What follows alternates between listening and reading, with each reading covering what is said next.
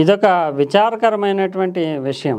ఎన్నికల్లో పారదర్శకత, ఎన్నికల్లో ఖర్చు నియంత్రణ, యువత భాగస్వామ్యము, అవినీతికి వ్యతిరేకంగా నూతన పరిపాలనా విధానాలతో కూడినటువంటి సభ్యుల్ని చట్టసభలకి ఎంపిక చేయాలి అనేటటువంటి సమున్నతమైనటువంటి లక్ష్యాలతో ఆవిర్భవించినటువంటి లోక్సత్తా పార్టీ యొక్క చరిత్ర ముగిసిపోయింది. ఎన్నికల కమిషన్ దాని గుర్తింపుని రద్దు చేసింది. ఇక ముందు లోక్సత్తా పేరు మీద పోటీ చేయడం అనేది సాధ్యం కాదు. నిజానికి అనేక రకాలైనటువంటి ఆశయాలతో వచ్చినటువంటి లోక్సత్తా ఎంతో కొంత పొలిటికల్ ఫీల్డ్ మీద ప్రభావం చూపుంటే కనుక భారతదేశం యొక్క ముఖ చిత్రం, ముఖ్యంగా తెలుగు రాష్ట్రాల నుంచి ఈ ప్రస్థానం మొదలవుతుంది అని చాలామంది అభ్యుదయవాదులు భావించారు.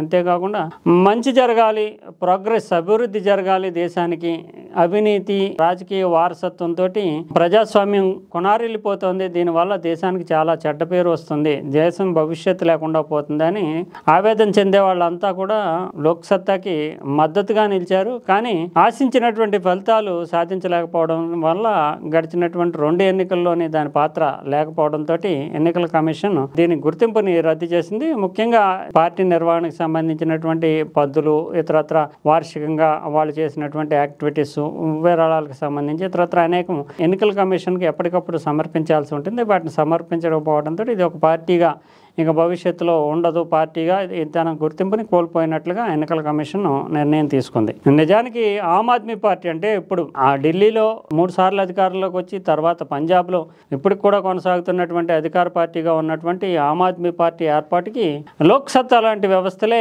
ఒక రకంగా దిక్సూచిగా మార్గదర్శకంగా నిలిచాయి. అంటే ఇవే విధానాలతోటే ఆమ్ ఆద్మీ పార్టీ లాంటి పార్టీలు వచ్చి సక్సెస్ అయ్యాయి. అయితే ఇక్కడ మాత్రం లోక్సత్తా, జయప్రకాష్ నారాయణని లోక్సత్తాని విడదీసి చూడలేము.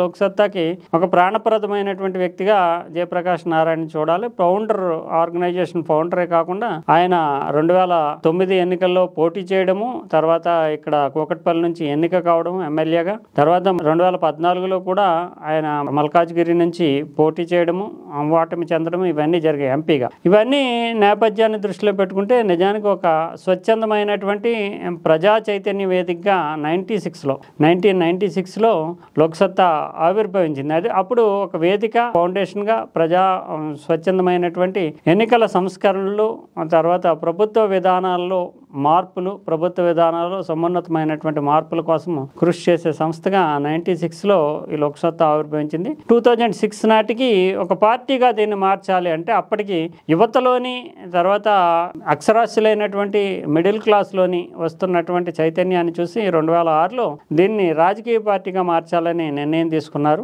ప్రధానంగా ఆంధ్రప్రదేశ్లోని, తెలంగాణలోని దీని ప్రభావం చూపుతుందని లోక్సత్తా వ్యవస్థాపకుడైనటువంటి జయప్రకాష్ నారాయణ అంచనా వేశారు.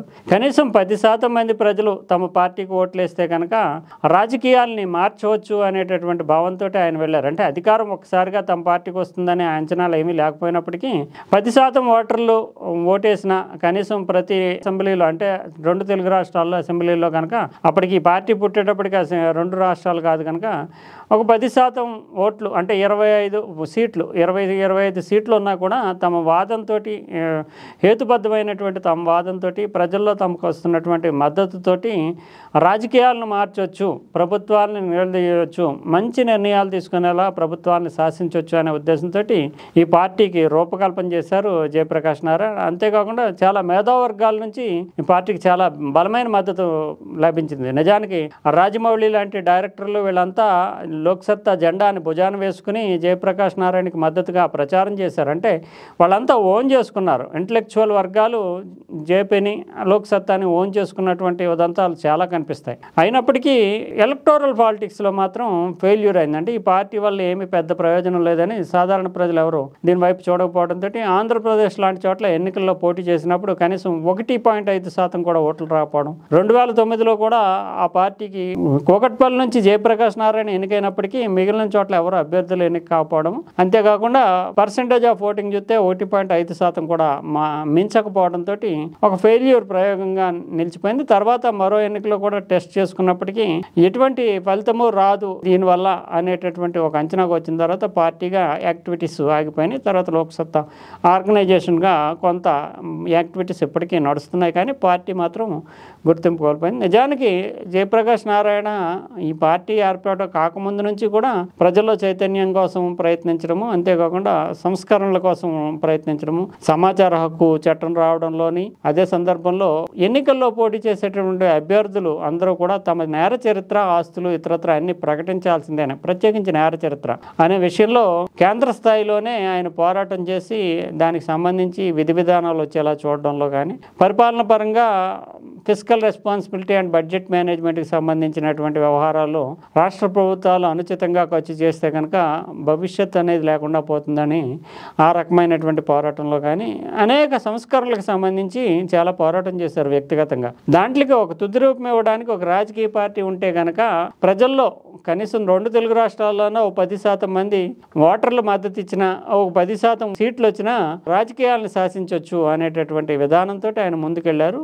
ఆ ప్రయోగం అనేది పూర్తి స్థాయిలో విఫలమైనట్లుగా మనం ఈ గుర్తింపు రద్దుతోటి ఇంకా భవిష్యత్తులో కూడా ఈ పేరుతోటి మళ్ళీ రాజకీయం చేయడం అనేది ఒక కష్టమైనటువంటి విధానంగా చెప్పాల్సి ఉంటుంది. అందువల్లనే ఆట నియమాలు మారాలి కానీ, అంటే ఎన్నికల్లో ఆట నియమాలు మారాలి కానీ ఆటగాళ్లు మారినంత మాత్రాన మార్పు రాదు. అంటే పార్టీల్లో ఉండేటటువంటి నాయకులు ఈ నాయకుడు కాకపోతే ఆ నాయకుడు, ఆ నాయకుడు కాకపోతే ఇంకో నాయకుడు అధికారం ఎక్కినంత మాత్రాన ప్రజాస్వామ్య సంస్కరణలు, పరిపాలనా సంస్కరణలు సాధ్యం కాదు.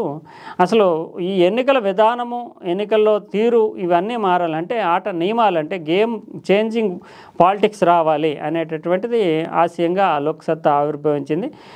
ముఖ్యంగా స్థానిక సంస్థల్లోకి ఎన్నికయ్యేటటువంటి ప్రజాప్రతినిధులు, వాళ్ళకు ఉండేటటువంటి అధికారాలు, వాళ్ళు ఏ రకంగా ఎన్ని విధులు నిర్వహించవచ్చు, వీటి మీద కొంత చైతన్యం పరచడానికి లోక్సత్తా అంటే పార్టీగా కాకుండా ఆర్గనైజేషన్గా ఉన్నప్పుడే చాలా కృషి చేసింది. అంటే 73, 74th అమెండ్మెంట్స్ వచ్చిన తర్వాత పంచాయతీరాజ్ వ్యవస్థలు గట్ట చాలామందికి తమ అధికారాలు ఏమీ తెలియదు. ఆ తెలియనప్పుడు పంచాయతీలు, జిల్లా పరిషత్తులు వీటికి ఉండే పవర్స్ ఏంటి, ఆ పరిధిలో ప్రజలకు ఏ రకంగా పనిచేయవచ్చు, ఆ కొత్త చట్టం పరిధిలోకి వచ్చినటువంటి ఎన్నికైనటువంటి ప్రతినిధులు ఏ రకంగా పనిచేయాలి, వీటి మీద లోక్సత్తా చాలా పనిచేసి చాలా వరకు ప్రజలను చైతన్యపరిచేటట్టు, ప్రజలు ప్రత్యేకించి స్థానిక ప్రతినిధుల్ని చైతన్యపరిచే ప్రయత్నం చేసింది. అందువల్ల లోక్సత్తా జయప్రకాష్ నారాయణ ఎప్పుడు కూడా వీటిని, అంటే లోకల్ బాడీస్ని స్థానిక ప్రభుత్వాలు అంటాడు. అంటే ఆయన ఇవేవో పక్కన తీసి పాడేయదగినవి కావు, ఇవి కూడా వాటి పరిధిలో అవి ప్రభుత్వాలే.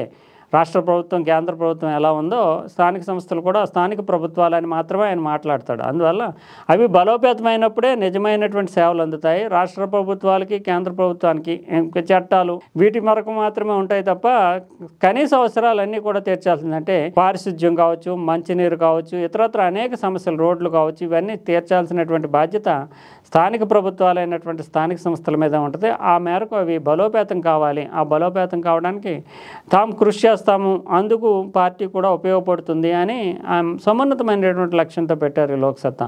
కానీ ఇప్పుడు చూస్తే కనుక పార్టీ గుర్తింపే రద్దయినటువంటి వాతావరణం కనిపిస్తుంది. ఇది ఖచ్చితంగా భారత ప్రజాస్వామ్యం, ముఖ్యంగా తెలుగు రాష్ట్రాల ప్రజాస్వామ్యం, అంటే ప్రశ్నించేటటువంటి గళం మోగపోయినట్లుగా ప్రశ్నించేటటువంటి ఒక రాజకీయ పార్టీ చైతన్యం రహితంగా, రహితంగా మారిపోయినట్లుగా చూడాల్సి ఉంటుంది. అంటే ఎంతో ఉన్నతమైనటువంటి ఆశయాలు ఉన్నప్పటికీ ఫౌండేషను తర్వాత ప్రజల్లోకి వెళ్ళకపోతే కనుక ఫెయిల్యూర్ అవుతారనే దానికి ఇది ఒక నిదర్శనం. వారసత్వ రాజకీయాలు, ఎన్నికల్లో విపరీతమైనటువంటి ఖర్చు, ఎందుకంటే భారతదేశంలోనే అత్యధికంగా ఎన్నికల్లో ఖర్చు చేస్తున్నటువంటి రాష్ట్రాలుగా తెలుగు రాష్ట్రాలు నిలుస్తున్నాయి. ఇది మిగిలిన రాష్ట్రాలు కూడా పాకుతుంది. కర్ణాటక, తర్వాత తమిళనాడు, ఇటువంటి రాష్ట్రాలు కూడా ఆంధ్రప్రదేశ్లో ఈ పెరిగినటువంటి ఖర్చు మిగిలిన రాష్ట్రాల్లో కూడా ఖర్చు పెంచడానికి కారణమవుతుంది. ఈ పరిస్థితుల్లో ఆంధ్రప్రదేశ్ నుంచే శంఖారావం పూరించి ఇక్కడే మార్పు తేవాలి అనేటటువంటి ఒక బృహత్ ప్రయత్నంలో భాగంగా లోక్సత్తా ఆవిర్భవించి ఈ రోజున రద్దుకు గురైంది. అంటే ప్రజల ఒక ఆలోచన ధోరణిలో మార్పు రాలేదు. ప్రజలు ఇంకా వారసత్వ పార్టీలని, సంప్రదాయ పార్టీలను మాత్రమే ఆదరించే పరిస్థితి తెలుగు రాష్ట్రాల్లో ఉండడం వల్ల భవిష్యత్తులో కూడా ఎవరు ముందుకొచ్చి ప్రయోగాలు చేయాలన్నా, ప్రగతిశీలమైనటువంటి పార్టీలు స్థాపించాలన్నా 1-2 సార్లు ఆలోచించుకునేటటువంటి పరిస్థితిని ఈ లోక్సత్తా ఘట్టం ముగియడం అనేది గుర్తు చేస్తోంది.